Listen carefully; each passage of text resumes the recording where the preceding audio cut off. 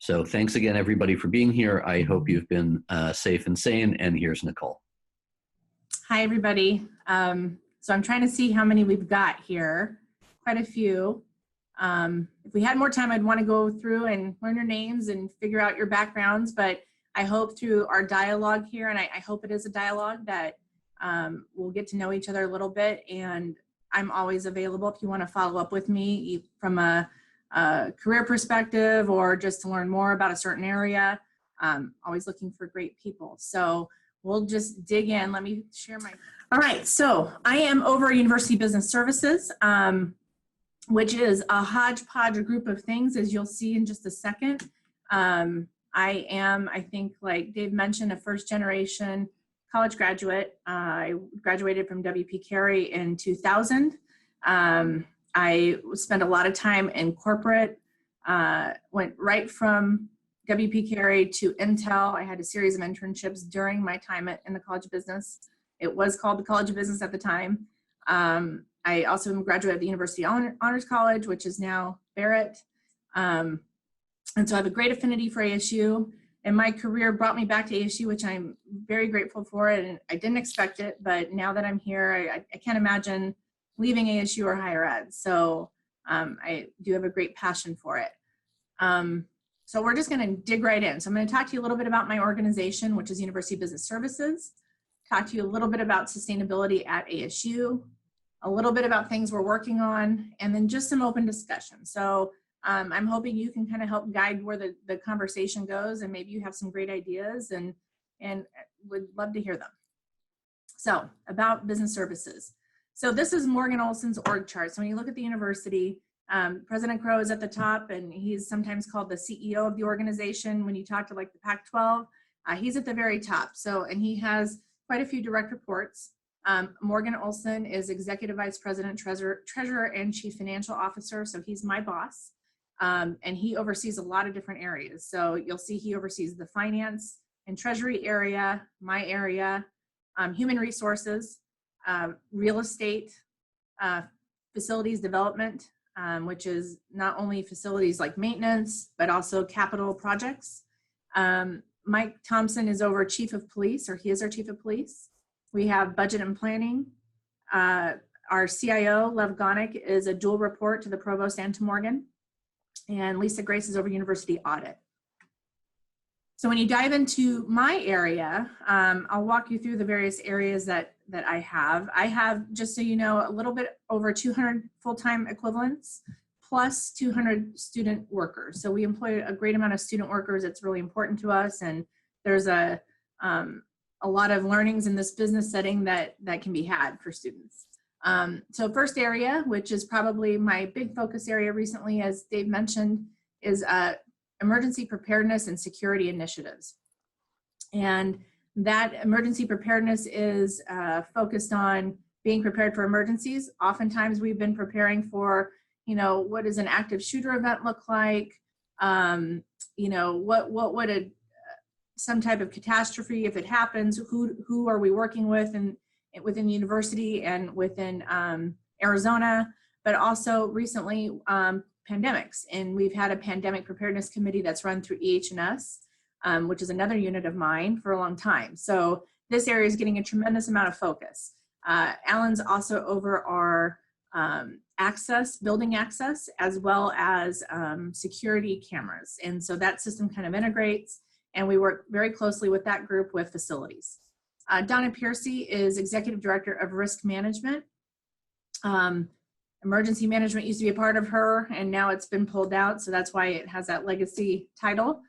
Risk management is interesting. A lot of people think of risk management as, you know, just insurance and claims and things like that. That's oftentimes what it is at a university. We do that. We are insured through the state of Arizona, and so there's a lot of interaction there. But there's also risk management activities, meaning that we're identifying risks within the university, policy changes that need to happen. Recently we had a Minors on Campus initiative that she spearheaded, and, you know, we put together, you know, processes and other things in place that that can help mitigate risk and make sure that the institution is as strong as possible. Something else that she does that's related to the coronavirus stuff is She approves any high-risk travel. And so as we've had faculty and staff abroad, we, using our systems, have been able to know where they are, and we help figure out the right strategies with that. So that's risk management. The next area is supply chain management. Supply chain is my undergraduate degree. It wasn't called supply chain when I started here. I started here as director of purchasing. And so we've changed this role quite a bit since I've moved into this newer role. This is now end-to-end supply chain, meaning that we're focused, of course, on the procurement piece, but also our suppliers. And this is an area that is greatly influenced by our sustainability goals. And then we look at the disposition of our assets, right? So we have something called surplus property. By law, we are required to make sure that we're recovering the right value, but we also integrate our sustainability goals into that. So zero waste works with this team. Zero waste makes sure that, we're trying to, not only spec things with the appropriate materials on the front end when we buy stuff, but that we disposition recycled materials correctly. Jamin's team also works with various shipping companies like FedEx, UPS, more and more so Amazon, to look at how do we reduce packaging, how do we reduce the truckloads and shipments that are happening. So there's a great amount of effort in sustainability just in that area. Jeanette's over people and talent. The one thing I'll note here is that in a university setting, we'll never probably pay as well as our corporate partners that are next door to us. And so what I have found, especially in a time where there was full employment, we needed to focus on engagement of people, and our talent is super important. So really focused on making people want to work here and be happy here and connected to the organization. And so that's been her job, and that's something that I've adjusted a little bit. It used to be a lower level position that just kind of processed hiring people. And now this is more of a focus on true management of our talent, which is important in all these areas. The next area is auxiliary business services. And not having been from university setting, I was like, what in the heck is that? And what that really is, it's a lot of revenue generating activities for the university. We have parking and transit, we have bookstore, we have Sun Card, trademark licensing, a variety of areas. And yes, the common thing is they do have a revenue impact on the university, but they're also a very student-focused group. And so that takes some talent in that area to make sure that our mission is not a for-profit mission, right? Our mission is to deliver the best-in-class services to the university and also contribute to the financial health of the university. And so that's what that unit really focuses on. The next area is EH&S, which is environmental health and safety. And there's a lot of focus around lab safety in this group and just overall safety of the organization. That in terms of the recent coronavirus, this group has been key. They've immediately put together training for on-site personnel, and you'll see I'm in the office. I have probably 100-ish people still on site here and there in parking and transit because there are eyes and ears, and materials management, delivering products. And so EH&S works with my teams to make sure they understand what social distancing means, what type of personal protective equipment that they should have or need, and answer any questions around being safe in a work environment. So think of it that way, and we really try to drive a culture of safety through that unit throughout the university. I have fiscal and business operations, so that's to keep track of funding and headcount expenses and things like that. And then last but not least, we have sustainability practices. So I am Chief Sustainability Operations Officer. Mick Dalrymple is Director of Sustainability Practices and Deputy CSO, so Chief Sustainability Officer. What I'll say about that is people often think, and we've presented to like Starbucks and other partners, that means we're over all of sustainability. Well, we can't be all over sustainability because it really impacts so many areas. We have an academic arm, GEOS, that is on the academic side of sustainability, but sustainability is really everybody's job, and we'll talk about that in just a second. Any questions on my org chart before I move on? Okay. So sustainability, and we really wanted to focus this discussion on how some of these areas really impact sustainability. So, and hold on, oh, let me go to this slide, sorry about that. It really focuses on program management and measurement, reporting, facilitation, influence, and coordination. So if you look at the team, it's not huge. And a lot of the activity, and I can't talk about, we're going to announce something soon that we just accomplished, which is really big for ASU, but it's embargoed right now. But when we look at this team, there's no way this team could do it alone. We do it through a lot of cohesive program management, influencing. It's very helpful that Dr. Crow himself is committed to sustainability. He was an early signer of the climate commitment with other university presidents. And that tops down initiative plus our every area contributing is what really makes this work here. But you can see from the organization, they're smaller. I'm a firm believer you can't manage what you don't measure. And so we do a lot of measurement and reporting in terms of like our carbon inventory. We work a lot with facilities here. We work with athletics on athletic green events. I mean, we manage a lot of different initiatives on campus to drive us to that common goal.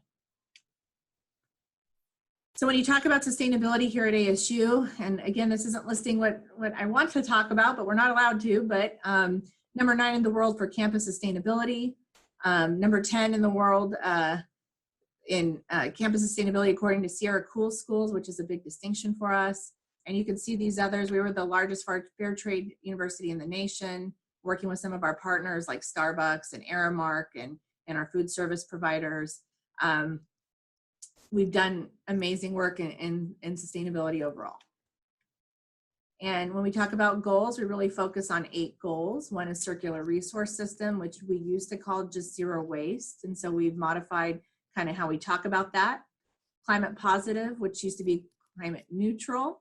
And we want to be more aggressive in our goals there. And so when you look at how we've done, I mean, we have grown tremendously as a university and we've reduced emissions. It's amazing. And it's a tribute, again, I can't take credit for this. This is a university-wide commitment to doing this. And, you know, we do make some specific investments in the business and finance area, but it really is a tribute to our students, faculty, and staff who drive this. Collaborative action. So that's really us all working together. When you look at ASHE stars, does everybody know what ASHE is? You may not. So ASHE is the higher ed sustainability organization.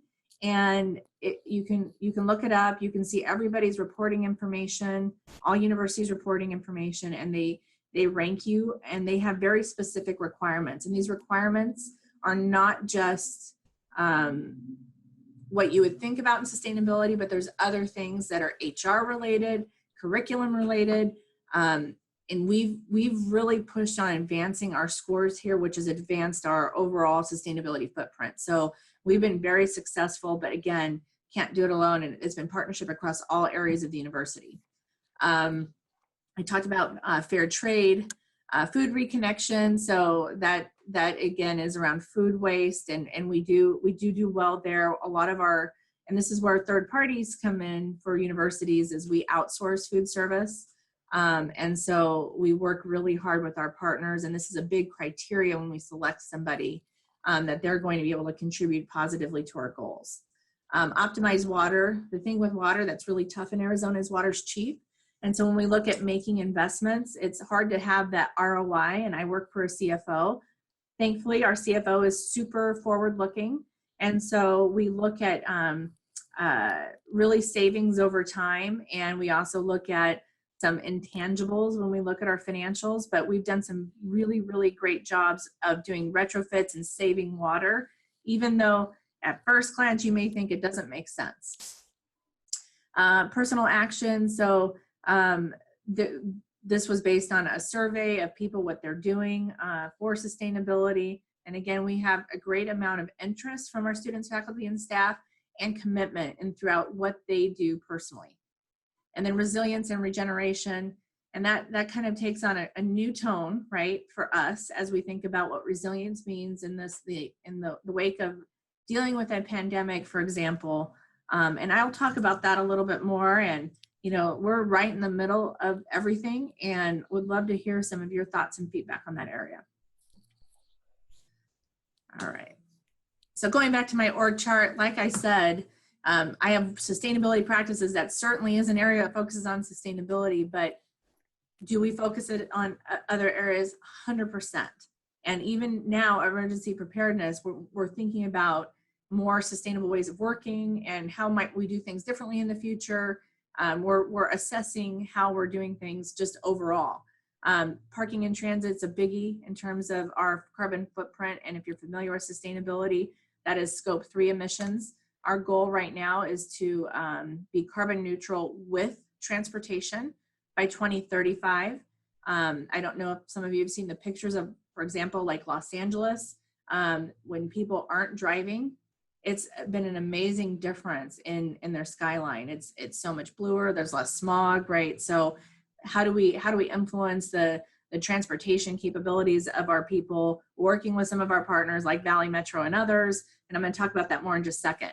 But sustainability hits every area. EH&S has a Green Labs program. We're constantly overlaying all of our initiatives with sustainability.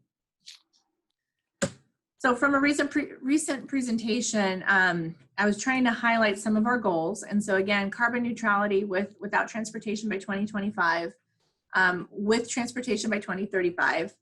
And then we have the issue of, campus expectations, right? So we have these sustainability goals, which is we want ease of access for all demographics. So when you think about that, when we talk about transportation, there are some universities, and I know PTS is an area that people love to hate, and it's hard for anyone to really love parking.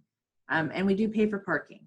But when you think about supply and demand, right, if we didn't monetize parking, we would have chaos here. We already have a lot of traffic normally, right? And so this is a kind of a supply demand play. I used to be a demand planner when I worked at Intel.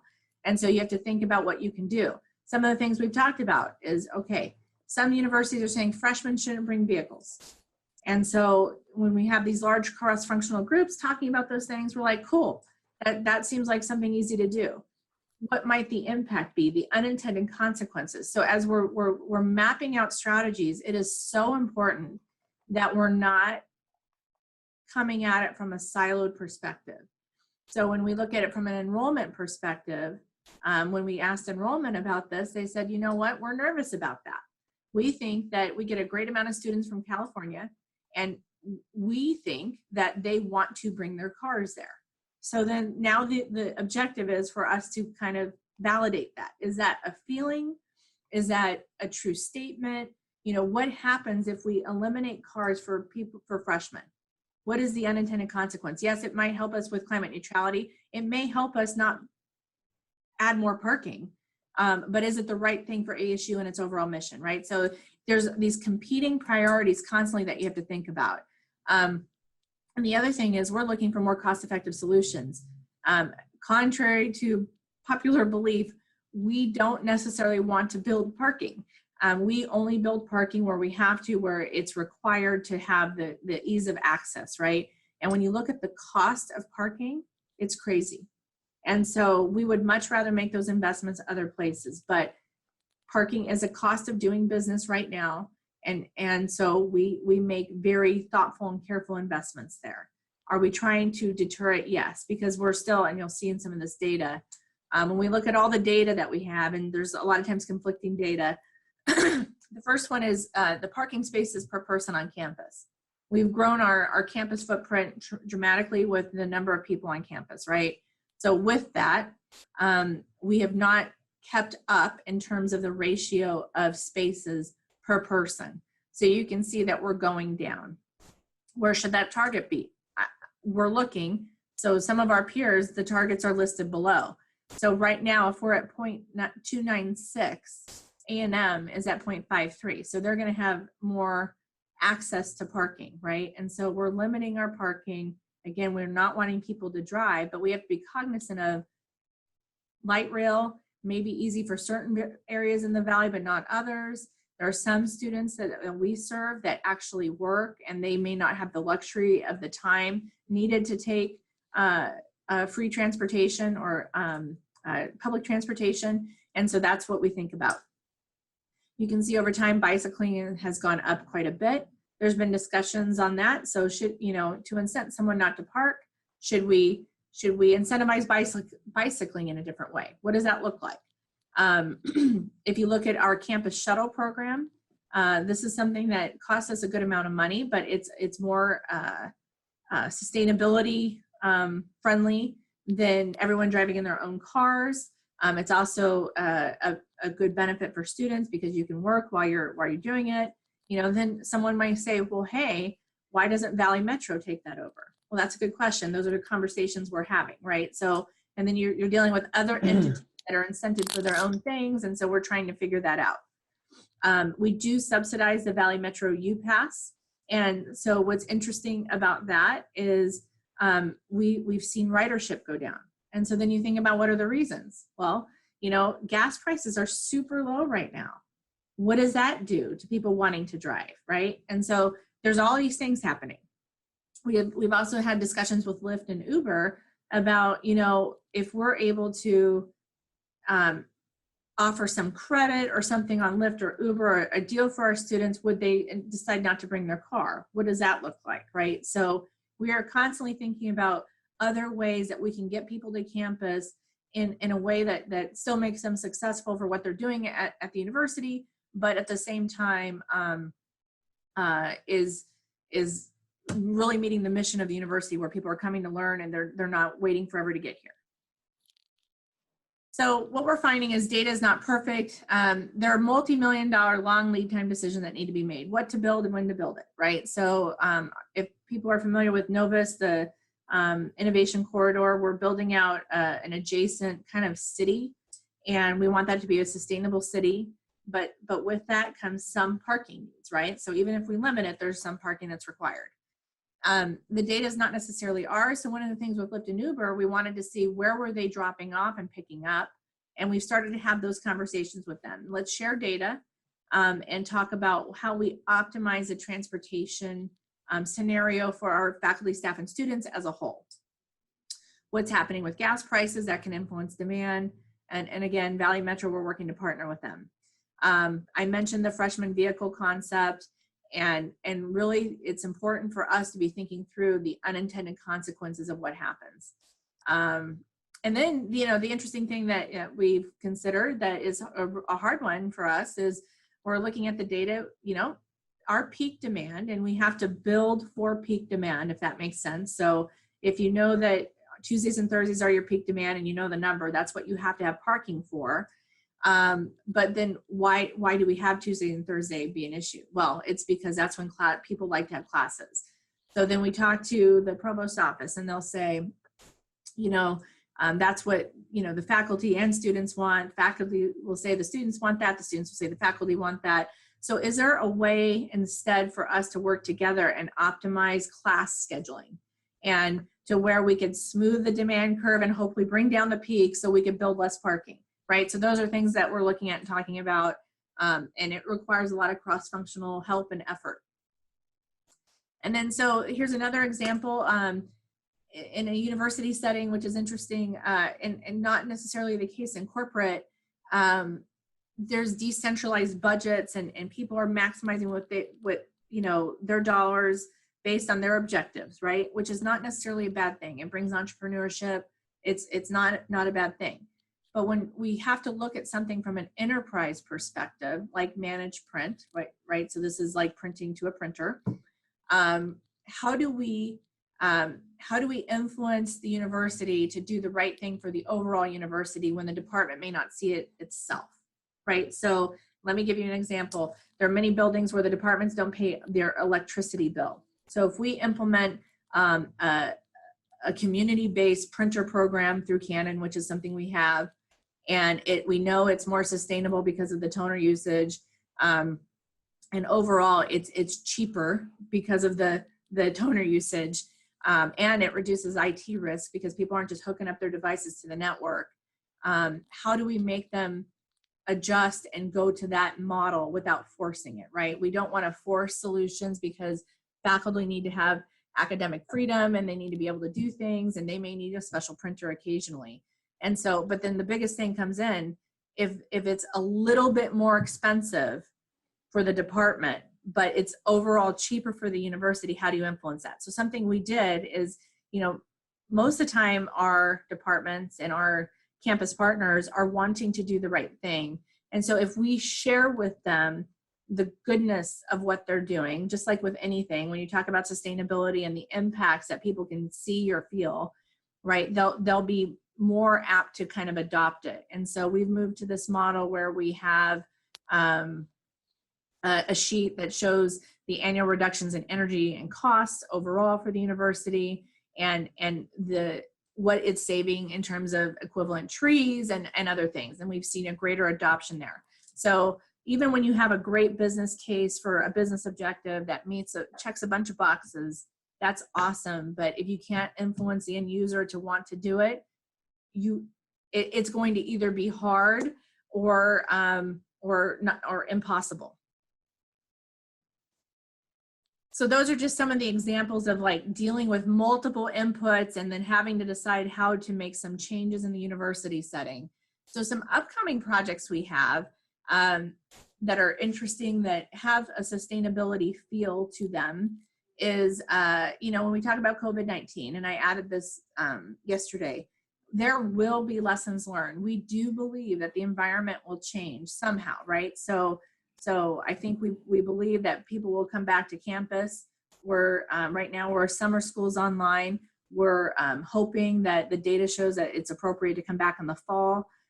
But no matter what, we've made all of our employees go to a remote work scenario if they can do it. So where does that maybe make sense in the future?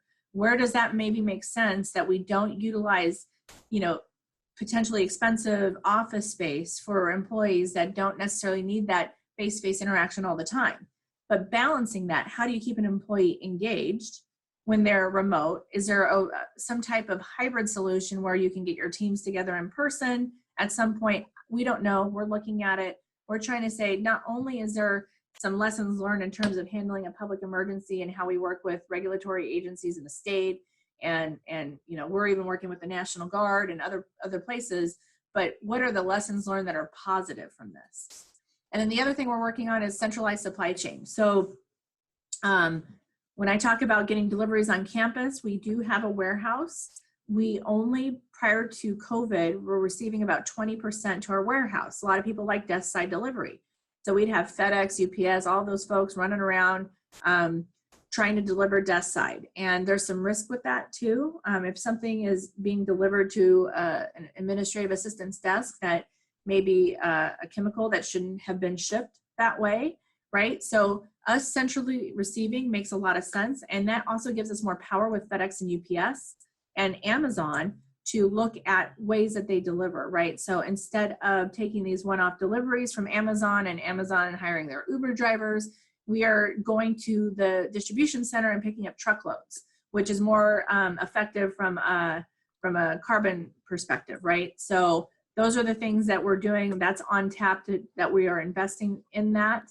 And something, when I say we're investing in it, we plan to charge a last mile delivery fee from those companies because we will be saving them time and money by doing that, right? So we have to be very cognizant of the cost implications when we do things, and also make sure that we can make things make sense.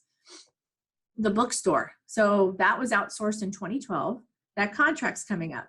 We're probably going to keep it as an outsourced model, but what is the bookstore? What should it be? What does the online learning path look like? Right now, they're able, Follett, who is our outsourced partner, is able to deploy e-learning type course materials, right? We don't use it across the board. Should we? Should we not? Should we have, there are some people that have this vision of faculty having a nice area to potentially have readings of sorts or kind of lectures? Should it be that? Should we look at my operations overall from a student perspective and maybe put some other things in the bookstore to drive traffic to the bookstore? I see we have a chat. Oh, so got it. And so this is my last slide, Dave. So there's different ways to imagine what the bookstore will look like. And so we're actually doing multiple focus groups on this to see what people want and what they think. And then TDM. TDM is transportation demand management. So this is where we've had someone come in and say, okay, you have all these levers for transportation. Here's what Stanford's doing. Here's what other universities are doing. Here's what some corporate partners are doing. How do we manage transportation in a different way, which of course will influence sustainability. All right. Hold on. So that's it to kind of kick us off. So what questions, thoughts do you guys have? So let me start, Nicole. That was fabulous. Thank you. Yeah. And people can offer questions. I don't know why I'm getting the feedback here. People can offer questions privately in the chat to Nicole, to the group, possibly raise their hands through Zoom or just flag through your video. I'll start by asking Nicole, what you've described is an incredibly comprehensive approach toward this kind of work at ASU. How would you compare it to what is going on at other large, particularly public universities, but also private universities? Is their approach comparably comprehensive, comparably in depth? Is ASU sort of way out ahead? Is it with a group of leaders? Is it, what are other universities doing comparatively? I would say, so I presented some of those slides to an organization that's, so Morgan's Level, which has a lot of these operations underneath them. I would say we were asked to present because we're kind of ahead of the curve. And I think the reason is the university often behaves in a very, and I'm going to stop sharing, maybe that'll help with the feedback.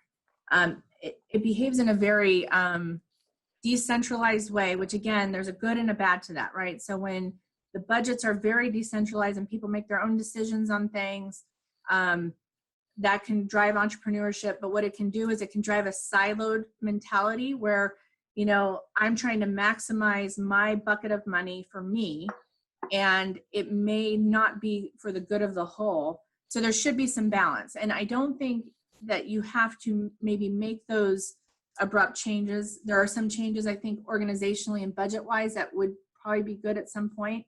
But I do think universities have to promote and endorse working together and not have units necessarily compete. I think it's hard, again, because people are incented by their budgets and what money they're getting. And so that can drive a lot of behavior. Great, thanks. Other questions for Nicole? Can I just go ahead and talk? Please. All right, thank you.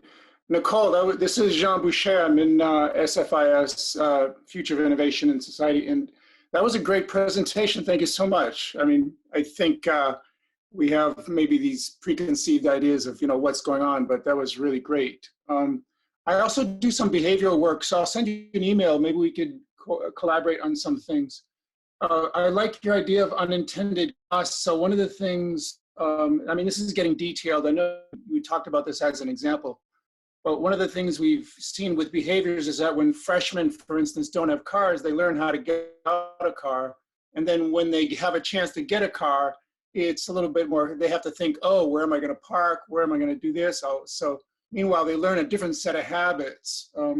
Also, could you talk about like embedded carbon, like in the supply chain? So when you say we're growing, but we're reducing emissions, I find it hard to believe when you do sort of a full assessment of emissions, like in the supply chain and what's embedded coming in through materials. Thank you. Yeah, and I muted my system to see if that helped everybody's feedback. So on the embedded emissions component, I will tell you that that's probably one of the hardest areas to influence, right? So and I think it's looking at it from an 80-20 rule. So food service, we spend a lot of money with food service. Obviously, we spend a lot of time with that supply chain to help make sure that we're eliminating food waste, that we're sourcing sustainably. What we do a lot for offsetting our emissions is we've invested in renewable energy so far, but really the scope 3 and dealing with suppliers and their suppliers is an area that it's hard to even measure, right? So there have been many software companies and others that have come to us and said, hey, we can measure your supply chain carbon. That's a tough one, and that's a whole other discussion. If you're interested in it, I'm happy to take that offline and walk through it. And also, I want to offer this up, like we do in sustainability, especially have a lot of students. We have a lot of people that want to come and volunteer in something. They may be interested from a research perspective. I do want to connect on the human behavioral component, because that's one thing that coming into ASU, I was surprised that there wasn't more connection with the academic side. You guys like have the best models, you have the latest and greatest, and I want us to be more connected in terms of using some of your research and giving you research data points to advance what we're trying to do, and we're open to that. But yeah, you asked some hard questions, and the answer is they're still, the embedded emissions piece is still hard, but we're working on it. We're working, the first way is to figure out how to best quantify it. Great, thank you. Does anyone have any ideas on COVID-19 and how this might change work environment? So, Nichol, this is Jason Brown. I'm a second-year student. I was going to flip that question onto you. So, two parts: what keeps you up at night, and what happens when the university doesn't come back to brick and mortar classrooms? What does that do to you? Yeah, so that's a good question. So what keeps me up at night? Prior to this, it was probably the whole, how do we advance the university as a whole and bring everybody along with us with the decentralized environment? I think that's a big deal. The brick and mortar piece, I have 2 little kids at home, and it's interesting to watch. Like, I don't think the brick and mortar piece will go away. I think it may change. I think that for us, when I look at it from a business perspective, I do think that there are some positions where space is very expensive, just so you know. Space is extremely expensive. Some positions may warrant working from home or working remotely, not in the heart of Tempe where we're space constrained, right? And with that could come a difference in our footprint from a facilities perspective and our electric bills and all that. So we can look at things a little bit differently there. I do think there will be changes that come with that. I do personally think, as I'm watching my kids struggle with not connecting with people, I think that there's going to be an augmentation now that people are now online, where it's more acceptable to do certain things that way. I don't think it goes away fully. I think that people are still going to want to interact and engage. Will it be like it was before? I would love for everyone's guess here. I think it will change, but I don't know what it'll look like. And what I'll tell you is that we will adjust. So just like looking to any future demand signal, right? We will make adjustments to deliver the right thing from an educational perspective, from the student perspective, from every perspective that we can. Thanks, I appreciate it. Can I ask a question? I heard. Everybody hear me? Yeah, Max, we hear you. Oh, hi. My name is Max, PhD student in HSD, but I did a master's in sustainability. So the way you were inventorying all the projects, it's very clear that sustainability is not just environmental, but in as much as it started with the environmental angle, does integrating all these things under one roof make it easier to, I mean, just the environmental sustainability is a huge intractable challenge. So does it get harder when you integrate it with these other practices and economic concerns, departmental governance and all that? Yes. So I think, again, I'm going to harp on this a little bit, but I think it's easier and harder. So it in the past, when people would operate in a very siloed environment, which a lot of our other peers and universities still do to some extent, even though everyone's trying to advance this differently, right? So nobody's not wanting to try, they're just not, it's hard. It's easier when you have it reporting to someone that will make sure that that's a consideration, right? So if I'm going to make my procurement team look at total cost of ownership as well as the sustainable footprint with it as a whole, then it's easier for me to advance the sustainability goals. But what's hard is probably for my procurement person who has been, and he's great and he's not an issue. So it's just an example. When they're used to getting something for the best price, that's like, can be a hard adjustment. And so it's influencing that core behavior and even parking and transit, if you think about it, right? Their bread and butter is producing garages, or it has been charging for garages and then that, right? So to shift them from, we don't want people to park anymore, what they have to think about, to Jason's point, what does that do to them in the future? And what I do think from a human capital perspective is that the right people to work for ASU are people that are going to constantly innovate and ask the question with how we can make changes. So my parking team is now very much of the mindset of how do we move more towards public transportation, alt mode transportation, what does that look like? And then taking that concept and then saying, okay, with my peer in HR, how do we modify work from home policies that make more sense, that can contribute to our footprint? What if we were to look at certain days where we do like full shutdowns and the utilities go down? Like, what should we do there, right? So is there a hybrid model where there are certain days that nobody's on campus and we can dial stuff back? It costs a lot of money to run the university and from an electricity perspective alone, right? So I think it's easier. And so thankfully I have Morgan, who is the CFO, and then Dr. Crow, who kind of force us to think that way too, right? And so it's easier, but it's also hard if people are used to the old way of doing business. Thank you. So Nichol, let me jump in again. You mentioned a couple of things. One, you used the phrase unanticipated consequences, and at SFIS, a lot of us who have studied the role of science, technology, innovation over time. For us, that's a piece of, a term of art or a piece of jargon that we're very comfortable with. And many of us like to think that that's, part of our expertise. So it was great to hear you use that.